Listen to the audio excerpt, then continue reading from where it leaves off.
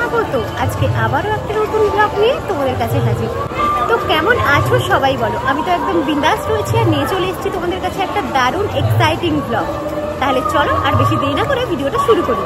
তো আজকে আমি তোমাদের সঙ্গে শেয়ার করতে চলেছি হাওড়া টু এনজেপি একটা দারুণ ট্রেনের সন্ধান, যেটার টাইমিং থেকে শুরু করে সার্ভিস সবকিছুই মানে একদম মারাত্মক। আর ট্রেনটার নাম হচ্ছে পাহাড়িয়া এক্সপ্রেস। তো পাহাড়িয়া এক্সপ্রেসের সমস্ত ডিটেলস থাকছে এই ব্লগে। তো আজকে আমার এই ব্লগে থাকছে হাওড়া থেকে এনজেপি যাওয়ার জন্য যে পাহাড়িয়া এক্সপ্রেসের তার সমস্ত কিছু ডিটেলস থাকছে আজকের এই ব্লগটাতে। তো পুরো ভিডিওটা স্কিপ না করে পুরোপুরি দেখতে হবে। তাহলে চলো আর বেশি ভার না বকে ভিডিওটা শুরু করা যাক। ঘড়িতে তখন সময় ঠিক 7:22 আমরা এসে পৌঁছেছি বাগনান স্টেশনে। বাগনান থেকে ট্রেনটা ছাড়বে 7:30টার সময়। আজকে আমাদের গন্তব্য নিউ জলপাইগুড়ি স্টেশন। ট্রেনের নাম হচ্ছে পাহাড়িয়া এক্সপ্রেস 15721। এই পাহাড়িয়া এক্সপ্রেসটা আসছে এখন দীঘা থেকে, যাবে জলপাইগুড়ি। যারা উইকেন্ড ট্রিপে যেতে চাও তাদের জন্য এই ট্রেনটা বেস্ট। উইকলি এই ট্রেনটা একদিনই চলে, সেটা হচ্ছে শনিবার। বলতে না বলতেই ট্রেন একদম এসে হাজির। এটাই হচ্ছে পাহাড়িয়া এক্সপ্রেস। এই ট্রেনে জেনারেল, স্লিপার, এসি প্রত্যেকটা কোচই অ্যাভেলেবেল। আমার এই ট্রেনে বুকিং ছিল 3rd এসিতে। মোটামুটি ট্রেনও এখন দাঁড়িয়ে গেছে। আমরা আমাদের কামরা খুঁজে ঝটপট উঠে পড়েছি সমস্ত লাগেজ নিয়ে। পাহাড়িয়া এক্সপ্রেসে অনেক কিছুই নতুন চেঞ্জ হয়েছে। তাদের মধ্যে অন্যতম যেটা, সেটা হচ্ছে অনেকগুলো এসি কোচ বাড়ানো হয়েছে।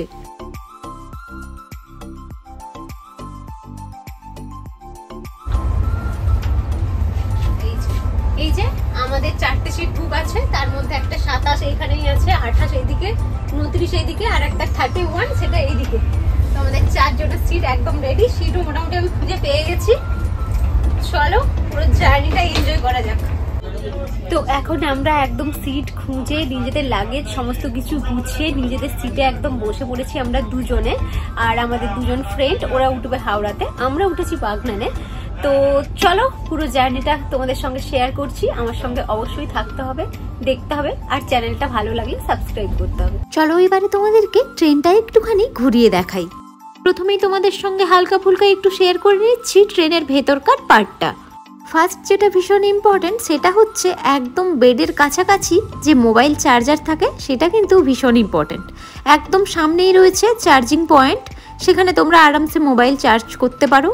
তারপরেই রয়েছে সুন্দর দুটো পর্দা, এটাকে তোমরা টেনে নিয়ে নিজেদের মতো করে আরামসে জার্নিটাকে এনজয় করতে পারবে। নেক্সট যেটার কথা বলছি সেটা হচ্ছে সিট কোয়ালিটি, সেটাও ছিল যথেষ্ট উন্নত মানের। আর এই যে কামরাটা, এটা কিন্তু একদম নতুন তৈরি কামরা। চলো এবার সাথে কি কি রয়েছে সেটা একবার দেখে নিই। রয়েছে একটা পিলো, তার সঙ্গে বেড কভার, তার সঙ্গে ব্ল্যাঙ্কেট, সবকিছুই অ্যাভেলেবেল। একদম বাঁ দিকে রয়েছে সুন্দর একটা মিরর, একদম নিট অ্যান্ড ক্লিন মিরর। তার ঠিক ওপরেই তোমরা দেখতে পাবে একদম সুন্দর করে প্রত্যেকটা জিনিসই র্যাপ করে রাখা রয়েছে, পিলো, তার সঙ্গে বেডশিট, সব কিছুই। নেক্সট তোমাদেরকে একটু ফ্লোরটা দেখিয়ে দিই। ফ্লোরটা দেখতে পাচ্ছ কতটা পরিষ্কার, নিট অ্যান্ড ক্লিন, একদম কিন্তু ঝাঁ চকচকে ব্যাপারটা রয়েছে। যেহেতু এটা নতুন কোচ তাই অনেকটা বেশি পরিষ্কার।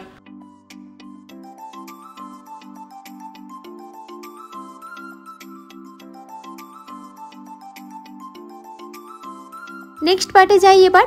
এখন দেখাচ্ছি তোমাদেরকে মিররের পাশে একদম গা বরাবর রয়েছে একটা সুন্দর হুক স্ট্যান্ড। এখানে তোমাদের প্রয়োজনীয় জিনিসপত্র হ্যাং করে রাখতে পারো। তার একদম পাশেই রয়েছে রিডিং লাইট। গ্রিন বাটনটা ওপেন করলে রিডিং লাইটটা অন হয়ে যাবে।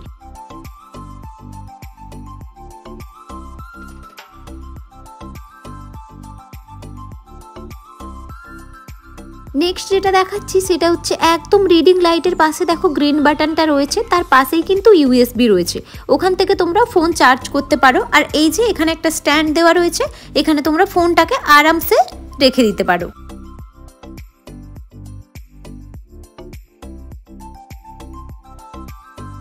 নেক্সট পার্টে দেখাচ্ছি একটা সুন্দর গ্রে কালারের স্ট্যান্ড, একদম ইউএসবি বরাবর তার নিচেই রয়েছে একটা সুন্দর স্ট্যান্ড। এখানে তোমরা জলের বোতল হোল্ড করে রাখতে পারো।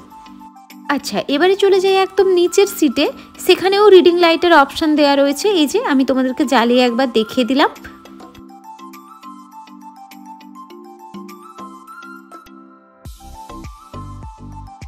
এবার চলে আসি একদম ফ্রন্টে। সুন্দর একটা টেবিল তো রয়েছে কোলাপসেবল, এখানে তোমরা বিভিন্ন প্রয়োজনীয় জিনিসপত্র রাখতে পারো বা খাওয়া দাওয়া করতে পারো।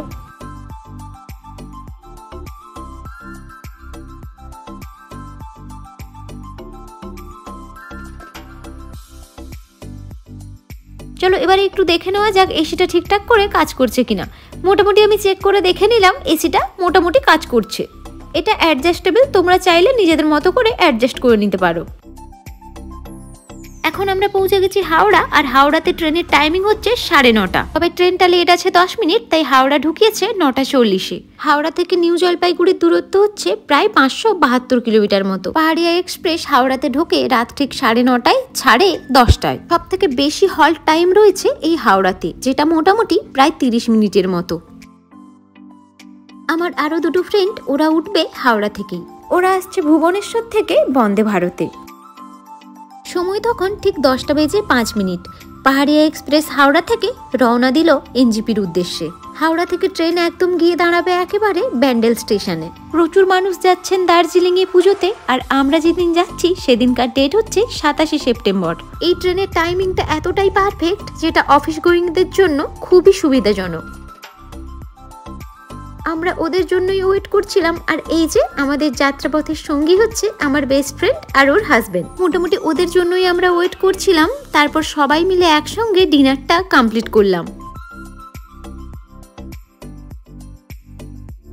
সবারই একটা হেক্টিক জার্নি ছিল, কারণ ওরাও প্রায় 5-6 ঘন্টা জার্নি করে এসছে হাওড়া, আর আমরাও প্রায় 3 থেকে 4 ঘন্টা মতো জার্নি করে পৌঁছেছিলাম হাওড়া। একদম ডিনার কমপ্লিট করে লম্বা টানা একটা ঘুম দিলাম। ঘড়িতে বাজে সময় তখন ঠিক 6:10।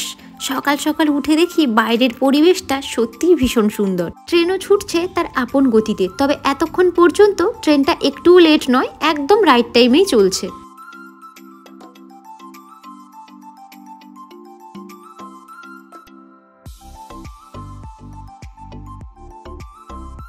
সময় তখন সকাল 6:15। ট্রেনটা তখন সুধালি স্টেশন ক্রস করছে।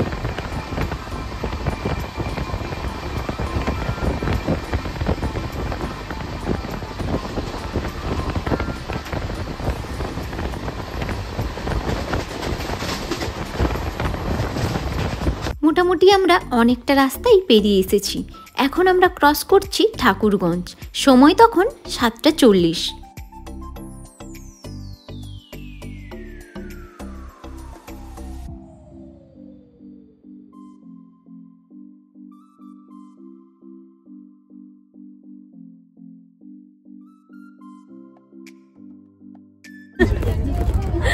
আমরা সকাল সকাল সবাই ঘুম থেকে উঠে একদম ফ্রেশ হয়ে গেছি। মোটামুটি পৌঁছে গেছি অনেকটাই, আর 57 কিলোমিটার মতো বাকি। তো সারা রাতের একটা জার্নি, দারুণ এক্সপিরিয়েন্স ছিল।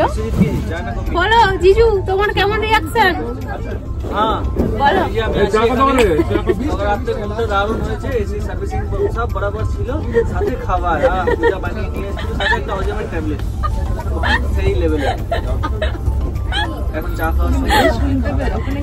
সকাল সকালে আমরা সবাই ফ্রেশ হয়ে নিয়ে নিয়েছিলাম 1 কাপ গরম চা। আমি যেহেতু এতটা চা প্রেমী মানুষ নই, তাই আমি নিয়েছিলাম কফি, আর ওরা সবাই নিয়েছিল চা। এদিকের ওয়েদার এত ভালো, কতটা রোদ ঝলমলে সেটা তোমরা আশা করি দেখেই বুঝতে পারছো।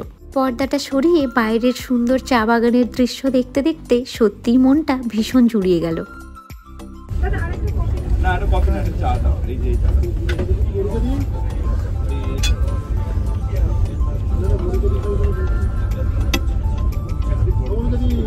গরম কফিতে চুমুক দেওয়ার সাথে সাথে আরো কিছু নিয়ে নিলাম, তার সাথে মুখরোচক নামকিন।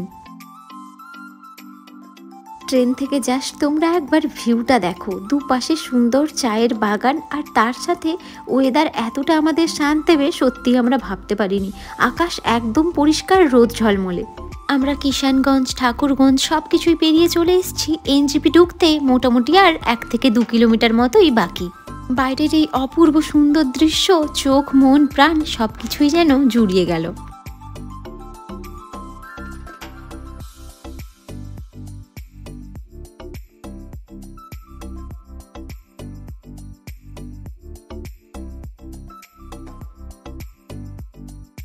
ঘড়িতে তখন সময় সকাল ঠিক 9:25।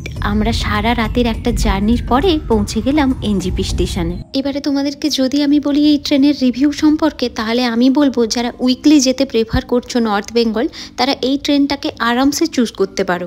উইকলি একদিনই ট্রেনটা চলে, দীঘা থেকে এনজিপি যায় স্যাটারডেতে। এর আগেও অনেকবার আমি পাহাড়িয়া এক্সপ্রেসে ট্রাভেল করেছি। পার্সোনালি আমার মতে আমি বলছি, প্রত্যেকবারের তুলনায় এইবারের বাথরুম কিন্তু একদম নিট অ্যান্ড ক্লিন ছিল। নতুন অনেকগুলো কোচ তৈরি হয়েছে, সেগুলো একদম নিট অ্যান্ড ক্লিন, প্রত্যেকটা পরিষ্কার পরিচ্ছন্ন, একদম নতুন ঝাঁ চকচকে একটা ব্যাপার রয়েছে। থার্ড এসির ভাড়া হচ্ছে 1050 টাকা করে।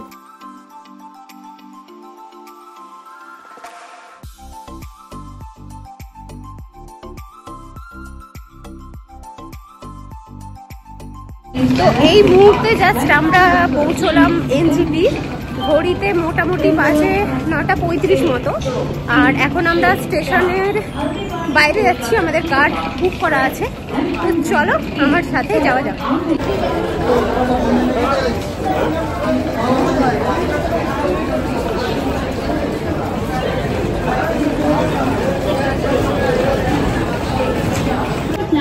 তাহলে চলো আজকের মতো ভিডিওটা এখানেই শেষ করছি। কেমন লাগলো তোমাদের সেটা অবশ্যই আমাকে কমেন্ট করে জানিও, আর ভালো লাগলে একটা লাইক করে দিও। আর যারা আমার চ্যানেলে একদম নতুন এরকম টাইপের ভিডিও দেখতে চাও তারা কিন্তু আমার চ্যানেলটিকে সাবস্ক্রাইব করে দিও।